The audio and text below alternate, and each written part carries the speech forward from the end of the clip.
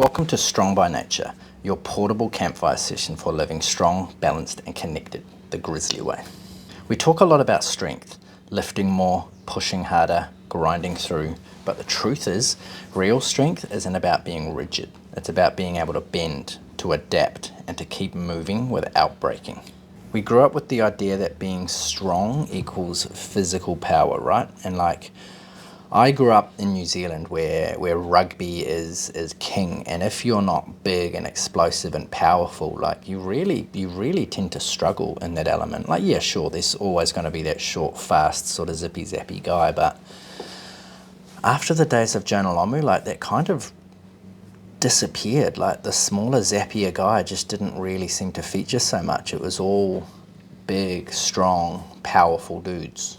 And then there was when I started my building apprenticeship, everything around there was about just trades in general, right? It's about being strong, being tough, soldiering through your injuries, and who can carry the most bags of cement, who can carry the longest piece of timber over their shoulder, I can lift a sheet of gyprock on my own, it was all just centered around being strong and tough and real men, right?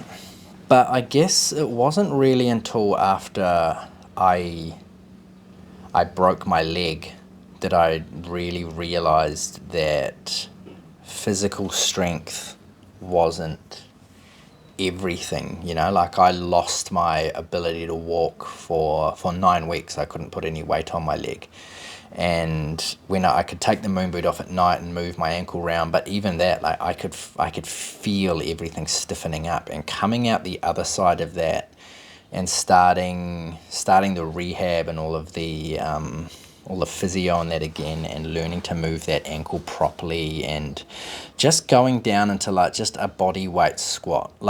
For years I have been all about stretching, my evening routine, my morning routine, there's a lot of stretching in that, and that was always a big part of the way I sort of played the jiu-jitsu game anyway. But there was always that element of just soldier through, just tough it out, and I've always sort of had that mentality with me with everything, the amount of times I cut my fingers on job site, and you just tape it up with whatever tape is nearby, whether it's medical or not. You just tape it up, you carry on. And so there was always little nagging injuries in jiu-jitsu, and you just carry on. You just keep competing, you keep doing your thing. And that was one of the things that I suppose contributed to my leg getting broken in the first place. I was it doesn't hurt, I'll just keep trying to attack his, bang, then it was gone. But the point is on the other side of that, trying to get back into my stretching routine again, and trying to sit down in a deep squat and feeling my whole body twist and contort because the mobility in the ankle was completely gone. I couldn't push it much further than a right angle. So you try and squat, and every other joint in your body can do the movement it needs to, except that one joint. It twists your whole body around. I was going down into a squat and turning and looking out the other way. So I had to go through that stuff slowly again. I've only just recently built up the mobility again to be able to do pistol squats. And again, pistol squats is always one of those things you think oh man, if you can do a single-legged squat, you are a strong motherfucker. It's not strength, it's mobility, it's balance, it's all those other things that come into it. And I'll get called out every now and then because I suggest people doing them, and they're but people have bad knees, blah, blah, blah. But yeah, if there's a lot of things that you can do to work on those bad knees that are around the mobility and the flexibility and everything, and the muscles around that joint, if your dodgy knee is what's causing you not to be able to do pistol squats, maybe try strengthening your knee correctly. Don't just power through leg press. Don't just power through heavy squats. Do some knees over toes drill. Stretch these muscles out and give the knee the support it needs to be able to go through those movements. I really think barring massive injuries, everybody should be able to build up to do things like a pistol squat. Everybody should be able to build up to do something like a handstand. And then on jiu-jitsu as well, you get humbled a lot. Obviously strength and physical attributes definitely play a part. Technique plays a part as well. Like technique is the major part really, right? But like I honestly value flexibility and mobility in jiu-jitsu so much more than just explosive strength and just being strong, because the amount of times I have been overwhelmed by people physically, but I know how to defend myself. And okay, so I'm tangled up, I'm in a shitty spot, I'm stuck like this, but they aren't straightening out a limb, they don't have the choke in, they're just squeezing and they're strong. I'm defending. I can wait, I can twist into these awkward positions that they don't know how to deal with, and then all of a sudden I'm out, I'm safe, and they've tired because they've used so much of their strength, so much of their energy trying to control me in a way that wasn't really working, that by the time I get out, like, I'm sweet. Now I can use my strength. Now I can use my other attributes. But it's the flexibility and the mobility that let me get into those positions in the first place, right? But like going back to that leg injury as well, like there's the ego hit when you realize that you're not invincible, right? The gym that I was at, like we were a smaller gym, and there was a few people where, you know, like we pushed each other quite hard, but like all in all, like there wasn't enough challenges to really keep me grounded. And like I still don't really look back and think that like ego was like a big issue. Like it wasn't necessarily cockiness or arrogance, or I mean maybe it was, but like I wasn't being challenged, so I wasn't being challenged enough. I wasn't being challenged in enough different ways, and so I decided to sign up for this open age submission only competition, right? And I get in there, and the intensity of these guys is just completely different. Like I've competed a few times in masters, but in masters, yeah, like guys still go hard, but like for those of you who don't know, masters is typically 30 and over. So I was qualifying for Masters 2, which is 35 and over. So there's this kind of underlying like rule that no one really talks about, but you're all kind of aware of, is like, fuck, like we've all got kids and families, like we're not gonna be actual world champions, so like don't try and kill me and I won't try and kill you. Like let's go hard, but like let's not be fucking idiots about it, right? But you get in there with like 18-year-olds and they don't have that mentality, do they? They're fresh out of school, they're full of testosterone, they're obviously come from being the man at school, you know, like they're like these athletically gifted kids in their fucking prime, and you get in there with them and it's just a different intensity. And I don't really enjoy competition that much anyway. Like I like the build up to it, but I don't actually like the aggressiveness. Like, yeah, okay, I'm doing a martial art, and you know, obviously self-defense is a part of that, but like I'm not doing it to be the man, to fuck people up, and I don't want to go to competitions with that sort of attitude. Like I'm going there to test myself, you know, to sort of check my level. And that was a reality check, because you get in there with these other guys and you're like, oh fuck, that's right, like not everybody has your mentality with this. And so just the intensity that they were coming at me with was overwhelming. And then when I get in there with this young guy and he's strong, and I mean at that point we were both blue belts, so like blue belt, you're not like the most technical, you're not the most smartest dude anyway. And there was a whole lot of things that sort of came into the actual leg break. Like I'm not making excuses at all, like I'm not blaming him, like it's always going to be more on me than it is on him. But like looking back on it, he was obviously chasing the sub, right? But he didn't have it set up in the best way to do it quickly and cleanly, right? Like if you use this part of your arm right into the Achilles, like it fucking hurts. So you tap, it hurts before you're in any real danger. And if you start twisting the ankle joint, it hurts. So you know, because that is dangerous, so you tap.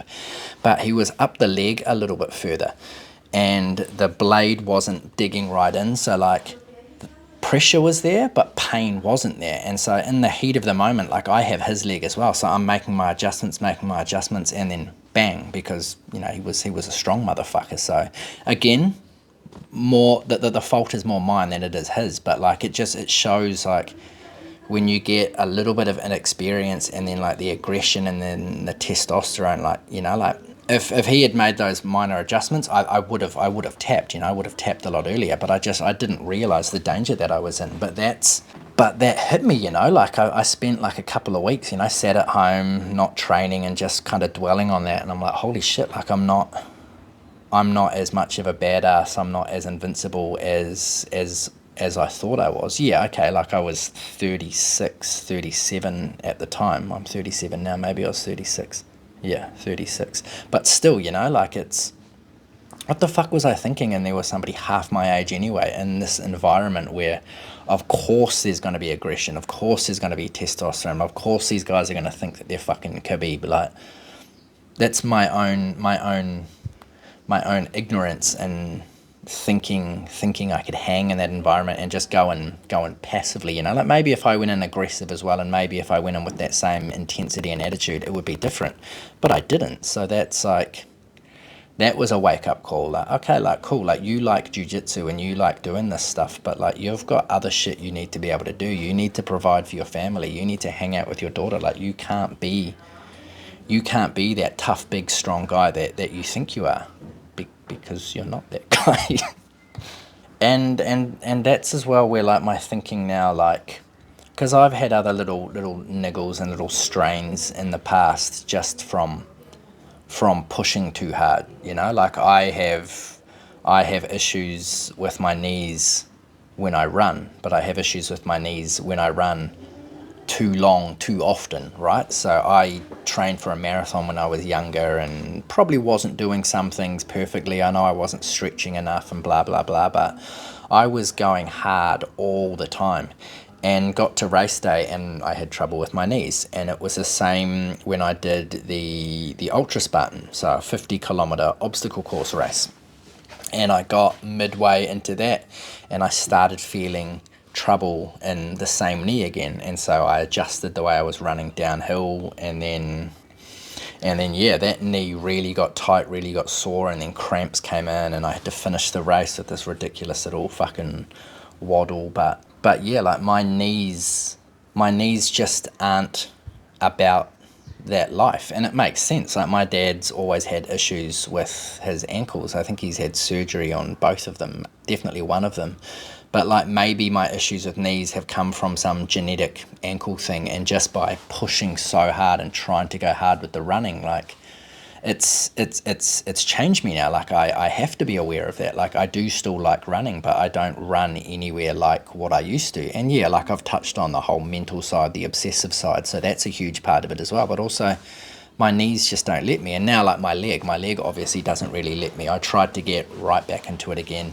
Soon as the doctor said I could start walking again, they suggested, doing a little bit of light running just to help strengthening the bone and everything back up, because the impact's going to help. And so it didn't take long for me to go from just doing, running to the end of the block to running 13 kilometers, 6 or 7 Ks, 4 or 5 days of the week, and then a big long run on the weekend. And then, like I was like, fuck yeah, like I'm going hard. I'm going to do a marathon. I'm going to prove everybody, you can break your leg, you can bounce back, you can do a marathon, blah, blah, blah. But in the first proper jiu-jitsu session back after our Christmas break, so I was just running the whole time. We had a couple of weeks off, get back to jiu-jitsu. First time someone grabs my leg, bang, I thought I'd broken it again. Physically impossible to break it in that same spot while that plate's in there. Went and got x-rays, nothing. Went and got scans, nothing. So really for me, and then the doctor was saying the same, like it was just stress. It was just my body giving me a warning, like, hey, like we don't like what you're doing. And like obviously, like what the fuck was I thinking? Like I've just gone through a massive, like broken the bone clean in half, like got 7 screws in my ankle and a cable and everything holding it together. And within a few weeks of being told I can start walking and start doing light exercise, like I'm building up to running that far, like, okay, like obviously that's why I had those issues. So yeah, like for me now it's all about like the fluidness, the moving more often, right? Like I've had other aches and strains from like doing CrossFit, and like I do have little issues with my shoulder now, but again, like I've broken that collarbone, I've ruptured ligaments in there, and then started doing CrossFit from there. And it was always a little bit of an issue with CrossFit, but like obviously there's ongoing shit there. Like I can't do 100% of the shit that I would like to be able to do. So I just need to just tweak things a little bit. That's also a big reason why I train the way I do, you know, like the benefits of crawling, the benefits of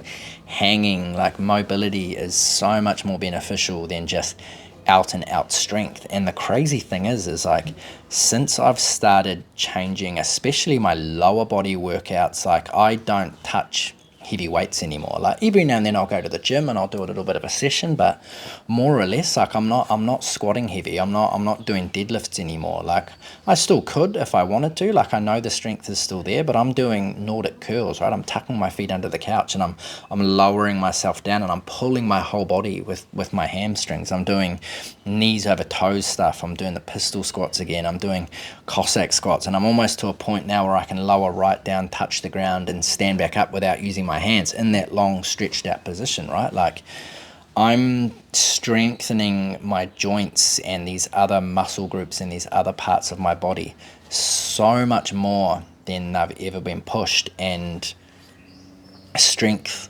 isn't the focus, right? Like it's movement. It's doing these patterns that we should be able to do. Like it's just a different mindset. It's the movement, it's the flow, it's the mobility more than just the pick some heavy shit up. Because strength is dynamic. Strength flexes, it adjusts. What else have I written down? It stays present, right? And like for me, moving those more like flexibility, mobility based movement patterns, like that's longevity. Okay, cool. Like I could push real hard and do some heavy squats, do some heavy deadlifts, push up some big numbers, and slowly, you know, burn out my joints, fuck up my knees, fuck up my lower back, and all of these things, and then live out my final days like, fuck yeah, go. Like, you know, I lifted some heavy shit when I was younger.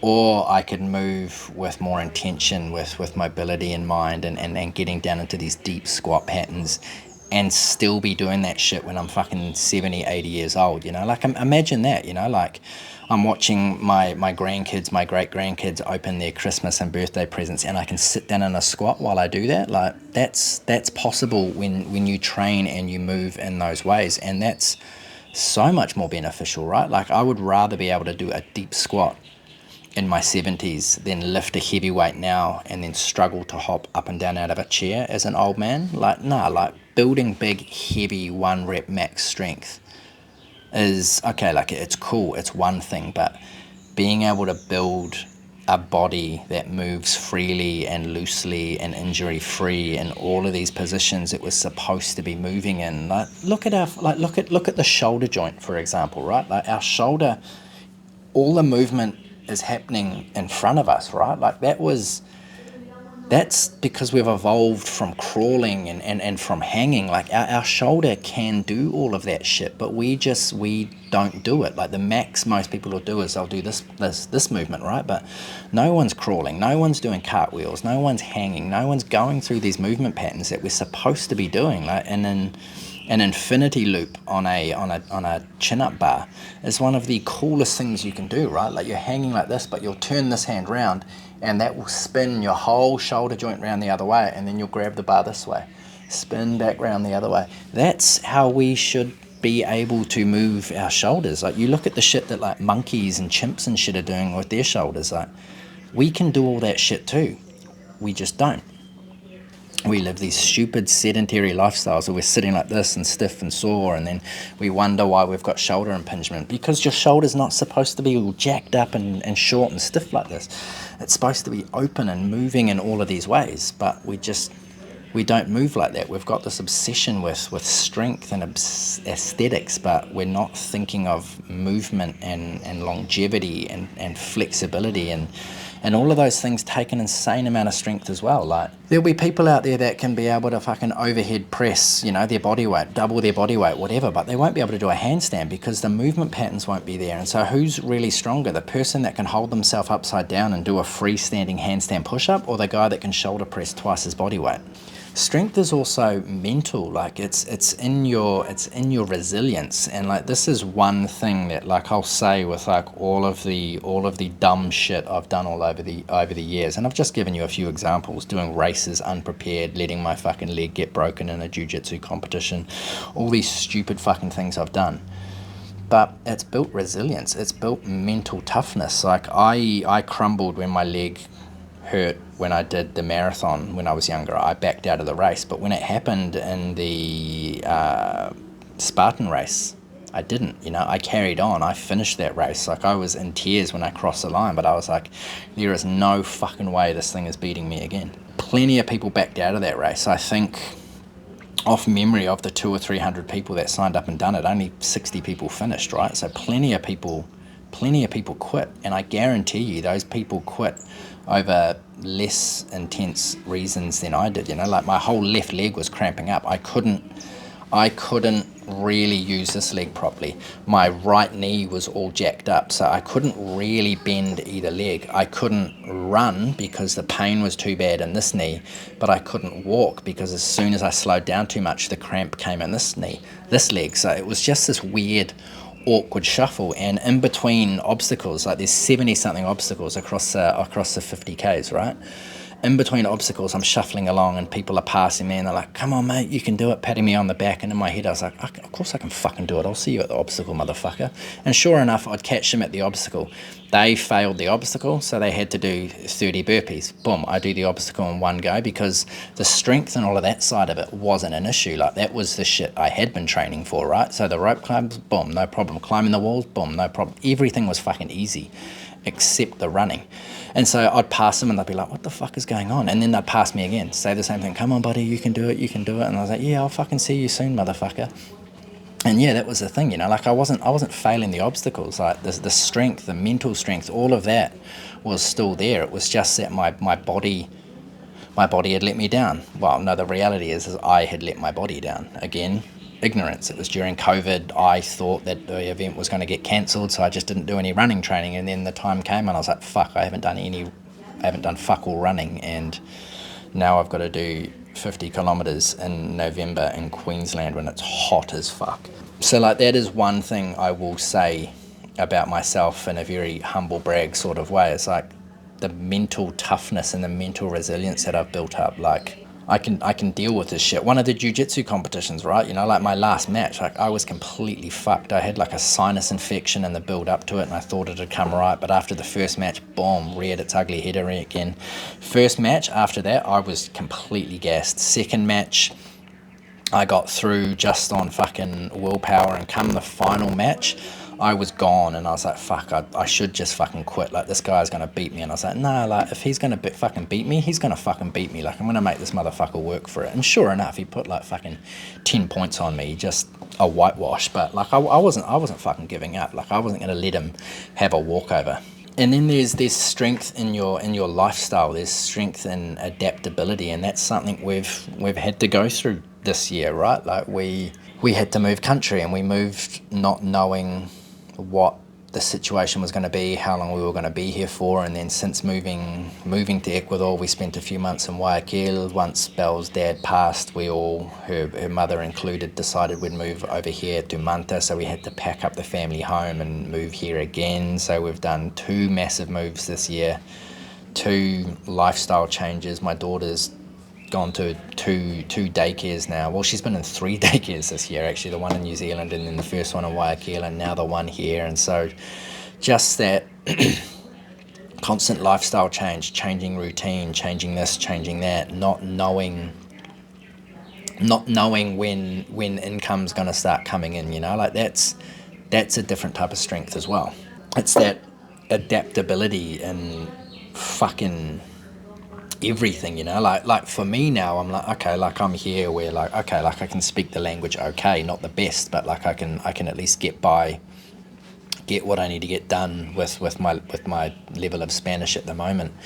But work-wise, like I've had to rebuild a project I kind of lost passion in, right? Like Grizzly functional training, like I kind of just lost passion with that. But then I realized I could sort of twist that and change it to become what it is now with Grizzly Movement, which is more just movement and lifestyle focused and just being a fucking better version of yourself in all areas. And that's where, you know, Strong by Nature fits into this now. And so it's, yeah, just kind of like figuring out, okay, like how do I do this now? Like I don't want to do the one-on-one training. Like I want to speak to people, but I don't want to make this about money. Obviously I need to earn with this at some point, but I'm just passionate about this. Like I just want to get this information out there to people so that people can see, like, you know, like there's a better way of doing it. So just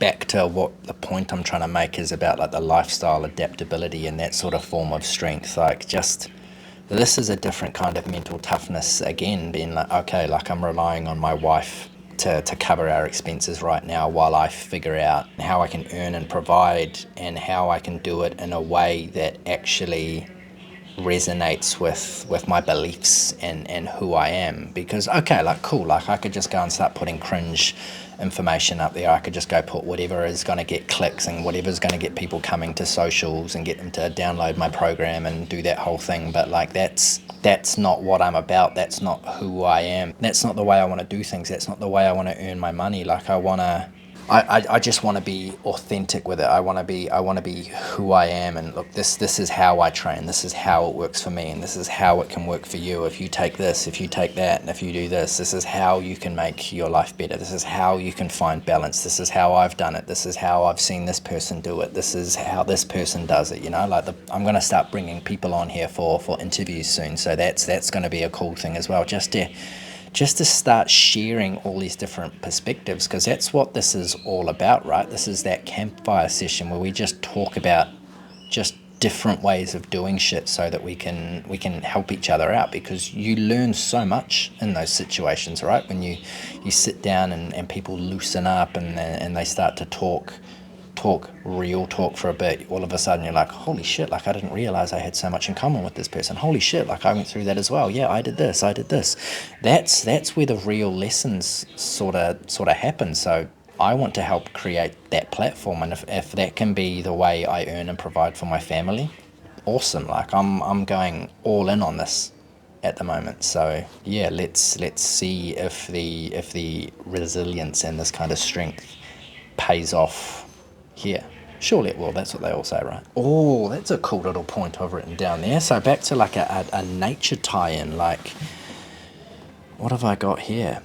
Trees bend in storms, right? And like I'm seeing that now with like some of the plants we're growing. Like one of my tomato trees has got a whole lot of tomatoes on it now, and you can see like the weight of the tomatoes is pulling the branches over, but like you can just see the branches are just getting fucking thicker to allow for that weight. And it's the same, we've got a chili tree over there at the moment. One of the chilies is fucking huge as well, and that branch is just getting thicker. Rivers flow around obstacles, you know, like they don't just water doesn't just flow and hit like a big boulder and say, oh, back up everybody, there's a big fucking boulder here. They're like, nah, let's just fucking work around it, and it starts to carve into the cliff faces, and that's where you see rivers change their direction over time, because all the water's hitting this point, which eventually erodes it away and changes the angle, which then changes this part. And like you see that in nature. Nature is just like, fuck it, let's just carry on. And that's how we should be with our strength. Fuck, that sounds cool. Where are you coming from? Fucking nature, right on time. Strength in nature is never rigid. It flows, it moves, and that's how we should be. But like we've put this idea that strength is about just being this big fucking block, you know, this big block, upside down triangle man that fucking doesn't move. And you've all seen the videos of the guy that gets the fucking slice of cheese put on his back and he can't reach it because his muscles are so big. It's not just that his muscles are so big, like there's not the mobility there. Like I've seen big, strong dudes, massive dudes that have incredible mobility. So it's not that the muscles get in the way, it's that they're just so focused on building big muscles that they don't think about anything else. So they don't think about all the little muscles.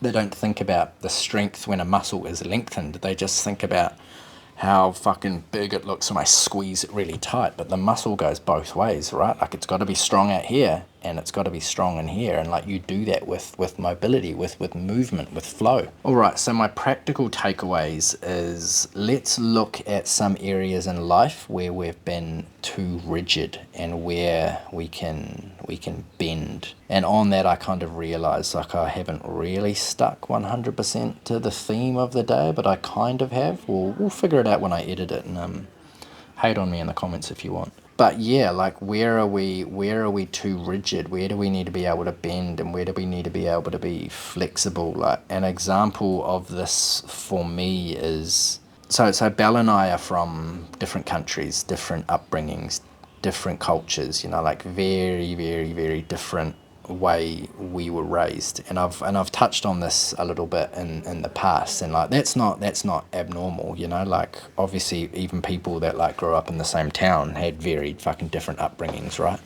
But we've both had to learn just to be so much more flexible with certain things, because there's so much that you don't realize. Like one of our first like little arguments, and like we've never really had massive arguments, but one of the first like proper disagreements we had was early on, and we were just talking about, you know what you do when you're early on in a relationship, the hypothetical, like, oh, if we have kids one day, blah blah blah blah blah. We were having that kind of yarn, and we were just talking about when they finish school.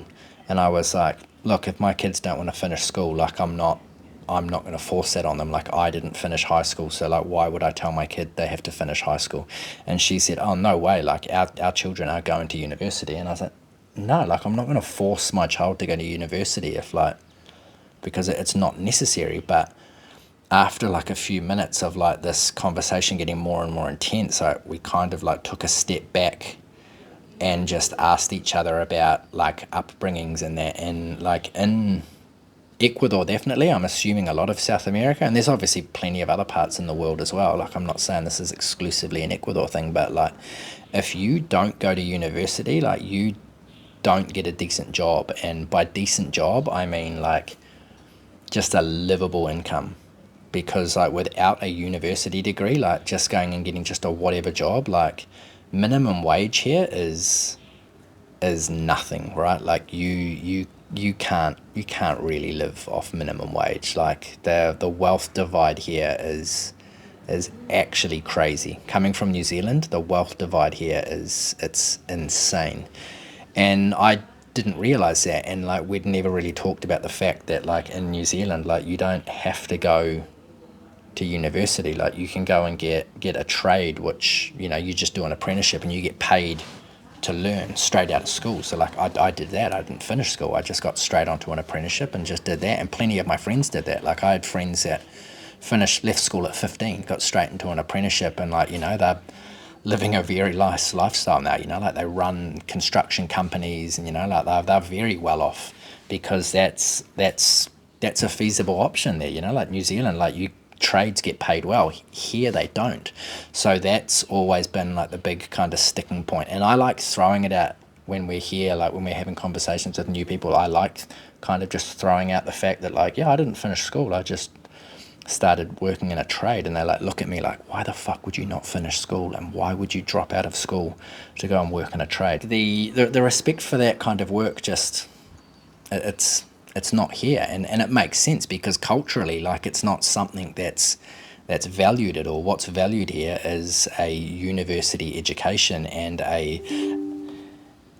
the right job at the right company, and marrying somebody with the right surname. Like those are the things that are important here. So just by us having that conversation and realizing like, holy shit, like anytime we have an argument, like we need to, or anytime we disagree, like let's take a step back and like just look at the cultural differences here, because that is a big thing. So like we can't be super strict on our cultural norms, because it's always going to clash. And so that's the point. Like there's these areas in your life where there's friction, but there doesn't always have to be friction. Like traffic is another example for me, you know, like we all get worked up in traffic, and we toot and we honk and we get pissed off because nothing's moving. But when you look around and you actually think, like, everybody's on the road right now because we're all heading home, because it's, you know, it's 5 o'clock traffic. because everyone finishes work at 5 o'clock. Like, we're all just trying to get home. Like, just relax and just wait. We're all going to get home. Like, you're not stuck in that spot forever. So just turn the podcast up, put your favorite music on, have a little smoke, whatever, but just unwind and just accept the moment for what it is. Like, you can't do much about that, so just cruise with it, right? Like, it's learning to just flow a little bit more, and yeah, the difference between being rigid and being able to bend. And the other practical takeaway is redefine what success looks like for you. Always adapting, right? And that's something that, like, I think me and Belle have always been quite good at, is adapting, right? Like, we realize that, like, life throws you curveballs, and we're from two very different parts of the world, and then we lived in Australia for a long time away from our family, but like the whole time, like, our dreams and everything were adapting and moving and kind of just going through what life throws at you. Like, we weren't planning on coming back to Ecuador. We weren't planning, well, we were planning to come back and, you know, have holidays. We weren't ever planning on living here like we are. But now that we're here, we're like, well, fuck it, let's make it work. Like, cost of living's so much cheaper. Like, yeah, there's other things that we've got to deal with. Like, it's not the safest place, you know. Like, there's other dangers, you know. Like, you can't fucking drink the tap water here, so constantly telling Sol, stop drinking the shower water, stop drinking the shower water, you're gonna shit your pants, These, like, there's different things we've got to adjust to and deal with here, but just the cost of living is giving us now this opportunity to build these types of businesses that we didn't think we were going to be able to. Like, Belle's been able to make huge strides with her business because she doesn't have so much stress of how much she has to earn here now. And me as well, you know, like, I can completely strip back what I'm trying to do with my business and just go 100% on making the kind of content that I want to make, content I know will help people, rather than just playing an algorithm game so that I can get a client, so that I can pay for this, so that I can build up the next stage of the business. Like, being able to take that whole, not completely remove, but, you know, take away some of the stress of like the financial stress of doing something like that. Now we're like, sweet, well, let's just stay here a couple of years. Like, we are going to go back to New Zealand. Like, that's still the dream, to have the little block of land in New Zealand and, you know, be close to family and live that sort of lifestyle. That's still the dream, but there's no rush on that. Like, Sol's 3 years old. Like, as long as we get back in time for her to start school, sweet. Like, we're adapting, we're moving, we're not chasing being millionaires, we're not chasing a whole lot of the superficial, keeping up with the Joneses shit. So we can be so much more flexible and so much more adaptable with our dreams, because the dreams are adapting, the dreams are moving, right? All right, that's possibly gone on a little bit too long now. What's my little wrap up? Strength without flexibility is brittle. To live strong by nature is to bend, to adapt, and to flow in your body and in your life. Stay strong, stay balanced, and stay connected. That's the Grizzly way.